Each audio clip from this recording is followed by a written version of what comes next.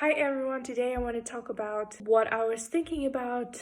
I just now started listening to this interview with Jennifer Lopez about her upcoming album and film called This Is Me Now. I'm so excited, so excited you have no idea because I am very much like Jennifer Lopez. I also want to make movies and albums and talk about my experiences.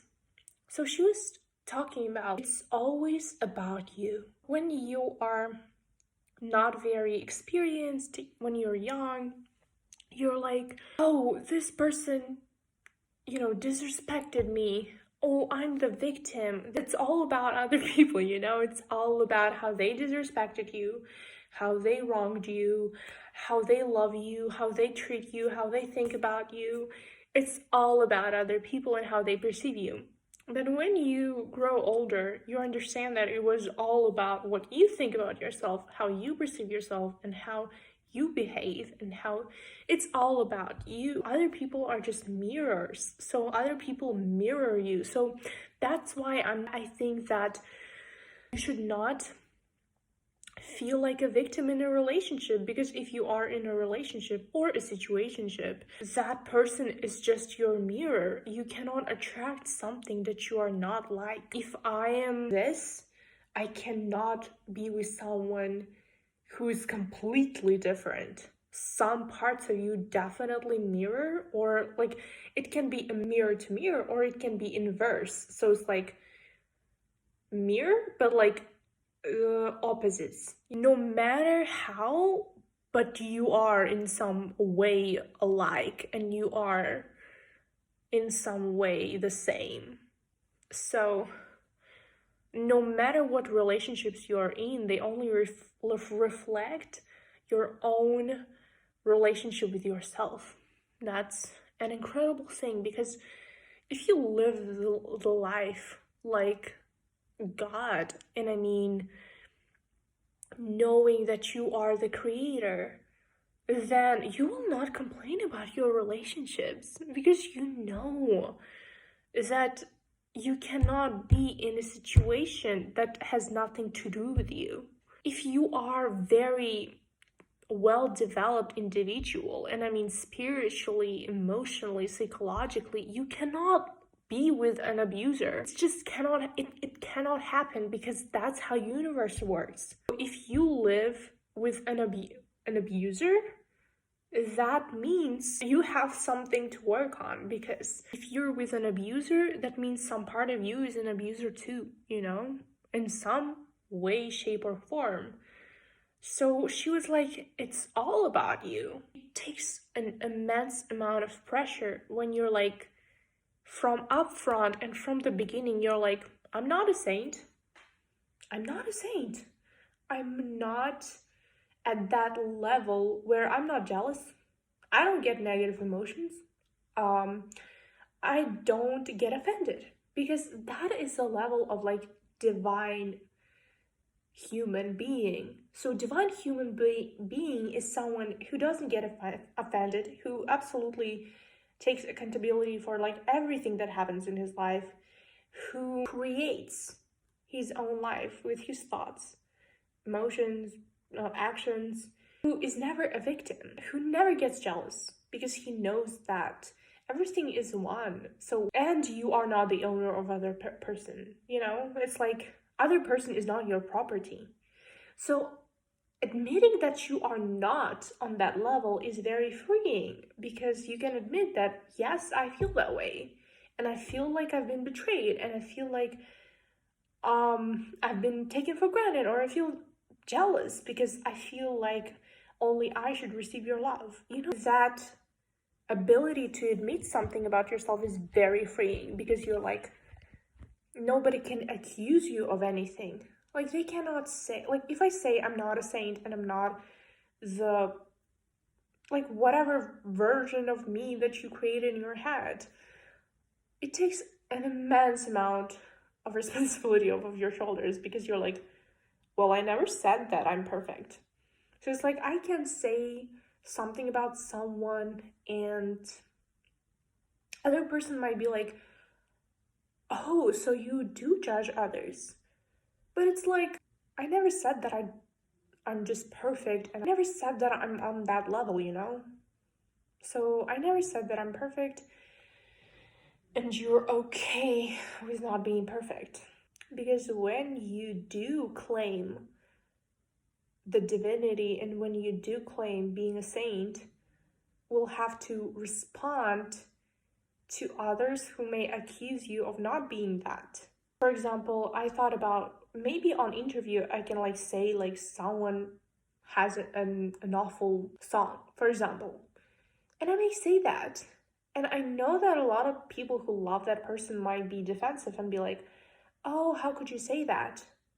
But when you're like not playing a saint and you're like, yes, I have an opinion and it might be negative and I'm not an angel, you know, those people they will not be as harsh on you as they would be if you always would play an angel, you know. It's like, if you do want to have an image and a reputation of an angel, you will have to work hard on always maintaining that image. But if you don't do that, for example, there are artists who have a very angelic reputation. For example, what Beyonce is not scandalous. She does not have beef with other singers. She does not have scandalous situations. So her reputation is very clean and polished, okay? So if she will be in some kind of conflict, it will shock the world, because that's not what we're used to. Like, Beyonce is not an artist who has beef with other celebrities. But if we take Instasanka, or if we take Nicki Minaj, or we take Megan Thee Stallion, or we take any other rapper, their reputation is not based on being perfect, polished person. So their reputation considers being scandalous, mean, edgy. The world will not be shocked by those people having a scandal. I think I want to be among those people who cannot like disappoint other people because they don't claim to be perfect, if you know what I mean. So it's like, I think with Beyonce it comes naturally because she is a superhuman. Beyonce is like out of this world alien superstars. Beyonce is naturally just that girl, if you know what I mean. But if a person is not naturally just saint, don't try to claim that reputation. Reputation has to be maintained. So it's like Taylor Swift had the hardest time in her life where, like, she had a reputation of this American sweetheart. It's just that girl who's always nice, who's always cute, she avoided conflicts. And when people suddenly decided to hate her, like, that was a breaking point for her. It was not easy to handle because she always strived to have a perfect reputation. And after the fact that her reputation was stained by this scandal and situation with Kanye West, she kind of transformed that situation into power. She took lemons and made lemonade out of that. And I think a lot of artists do that. Like Olivia Rodrigo, she turned her heartbreak into the biggest breakthrough in her life. You know, I think a lot of artists do that. Like Chloe Bailey, like they take their heartbreak, they put it in a song, and then it becomes successful. You know, I am not the person who tries or will ever try to maintain an angelic reputation because I don't want to take the responsibilities for your expectations on me. I don't want to take responsibility for your perception, imagination, whatever. It's not the area that I want to stress myself out for. I was just thinking about how I'm lucky to live in the world with Jennifer Lopez, with Taylor Swift, with all these amazing singers I always look out for. Like, there are people that I look out for. There are my idols, and they're always American singers. I don't know, like, not American, but like singers. And I don't know how that happened, but they're the only ones I'm always so inspired by them. And it's always like a female singer. It's never a male singer. It's always a female, because maybe I'm female, I don't know. I just look at them and I'm like, I'm so lucky that I get to live in the same time as them, because they're amazing. Today I watched an interview with Samuel Alexander, and I was like, I love interviews with people that I follow and I'm interested in, because it's so amazing that they get to share their experiences with us. And they're so honest, and they're so like, and you're like, I just love it how open we are. Like, you can go to TikTok and be like, your love situation is just not unique. So it's like millions of people go through the same things, same feelings that you go through. Your experiences are not unique, that's what I'm saying. But it doesn't have to be insulting, it's just the way it is. Like, I was feeling one way, and I saw that like millions of other people like exact same emotions. And it's okay, it's okay. We live in an era where we get to see other people's lives, we get to see other people's thoughts, we get to see other people's true and like, this is an era of like true and raw проявление. How to say it? People are not afraid to be real anymore. I think a few years ago, people felt pressure to be perceived as perfect on Instagram or on any other app. It's like, you know, you felt pressure. But now I think people are like more open about their own struggles and their own problems, because we're sick and tired of the perfect picture, because the perfect picture is not reality. Because I don't know why, but reality just doesn't want to look like a perfect picture. I don't know why is that, but I wanted my life to be perfect, and it's not.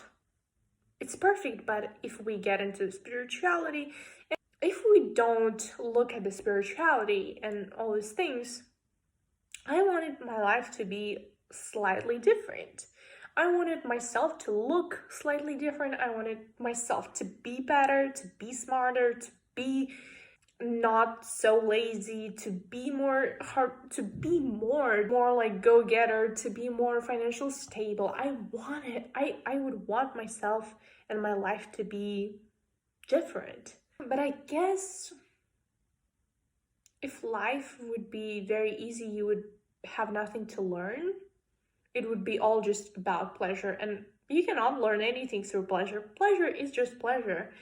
But those conflicting situations are what transform you. A person might never even think about the sense of his life before getting hit by a car. So it's like only when you're at hospital, you're like, oh, I should change my life. All these books I've read, they were all talking about, I just got hit by a car, literally broke my spine, broke my whatever, and then something just clicks in your head and you're like, something has got to change. It's those moments when you're like, maybe there's more to life than just, there's more to situation than just this. Maybe there's more wisdom to this than this. So it's like you see more wisdom in what is happening, and you see like how ungrateful you are, because sometimes I really do feel like I'm an ungrateful bitch who takes good things for granted,